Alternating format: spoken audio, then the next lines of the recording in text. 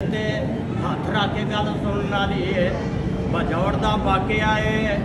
चौं भरावां दा चौं भैणां दा एक भरा है ते चौधरी ने कतल कर दिता है। उतो कहता कि जेड़ा एदा रिश्तेदार भी जनाजा चुकेगा मैं उन्होंने भी कतल कर देंगा। जे कोई पिंड वाला चुकेगा तो मैं उन्होंने भी कतल कर देंगा। तो यज़दानी साहब दिल ते हथ रखने वाली गल है। और चौं भैणां ने जनाजा उठाया तो कब्रस्तान लैके जा रही हैं। और मैं कहना चौधरीआ तू जिंदा ही क्यों ना मर गए हो। मैं अल्लाह के घर दे विच खलो के यज़दानी साहब कहना कि चौधरी भी थोड़े दिनों का मेहमान है। अल्लाह अकबर अल्लाह और शाला विछड़न नवीर भैना दे। यज़दानी साहब मेरे कायद ने पढ़ना ते कसम खुदा दी सीना डर जाना।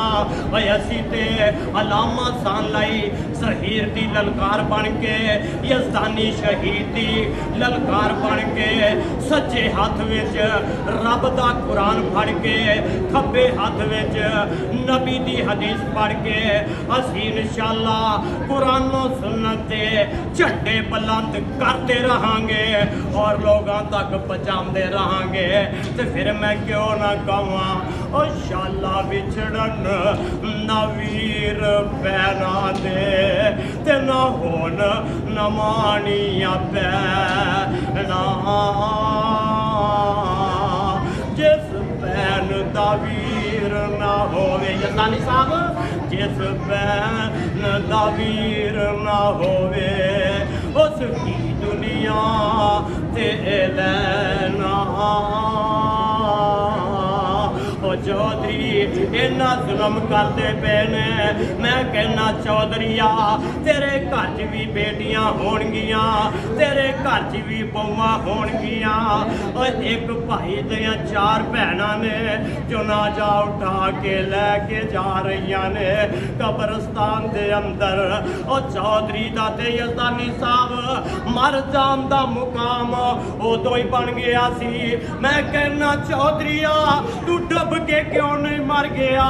ये भैणा ते वीर ये भैणा दे भरा नूं कतल कर दिता ही तू डुब के क्यों नहीं मर गया। आवाज आती है माँ का नाम मुहम्मदुन। कह दो सुभान अल्लाह। मेरे कायद ने कुरान पढ़ना माँ का नाम मुहम्मदुन अबा अहदिन मिन रजालिकुम व खातमन नबिय्यीन व कान अल्लाहु बिकुल्लि शैइन अलीम।